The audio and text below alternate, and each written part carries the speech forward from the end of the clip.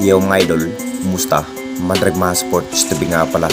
Ating pag-usapan, breaking news, coaching Jao, nakakagulat, may binulgar at Scottie Thompson, kumpiyansa pa rin hindi na magpapatalo sa semis. So nakakatapos lamang po sa laban ng Barangay Nibra at Rin Ocean Elasto Pinters. Masasabing unang laban pa lamang po, lamang na lamang sana ang Rin Ocean Elasto Pinters. Akala pa rin sa naging laban na manalo na sana ang Rin Ocean.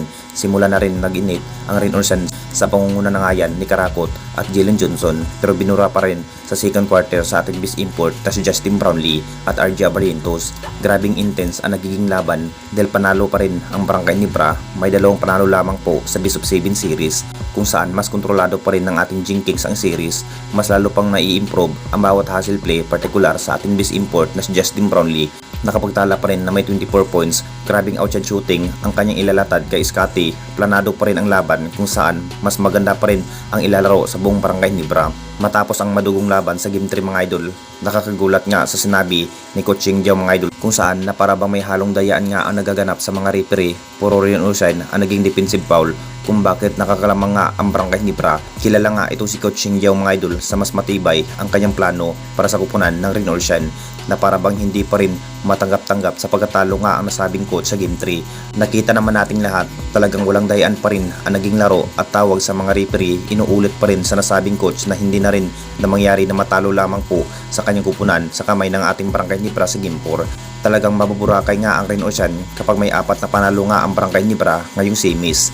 At dito na naman tayo sa isa pa nating balita. Scottie Thompson, kumpiyansa pa rin hindi na magpapatalo sa semis.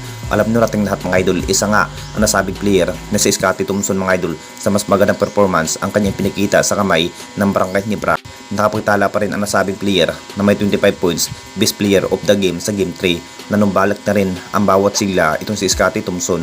Dinurog lang ang Rin Ocean. Sabik na rin ang lahat mga idol dahil siguradong malaking tsansa pa rin na magkakampiyon ang Barangay Nibra kung magpatuloy ang consistent na laro. Pero sa lagay sa laban mga idol, muntikan pa rin na makakahabol pa ang Rin Ocean Elasto Pinters dahil naipasok nga ni Jalen Johnson sa 3-point shot pero naubos na rin ang time limit.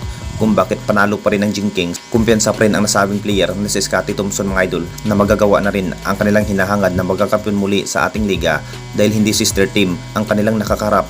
Kayang-kaya pa rin sa bended area itong si Jalen Johnson mga idol dahil si Justin Brownlee pa rin ang nagbabantay sa import ng Rin Ocean. Kung bakit hindi na rin nakapag-score pa ang nasabing import, kung titignan nating lahat, mas advantage pa rin ang Jinkings dahil mas kabisado pa rin sa veterans import na si Justin Brownlee ang kanyang tungkulong ginampan ng big roles sa upunan ng Barangay Nibra. Anong masasabi ninyo mga idol tungkol sa ating video?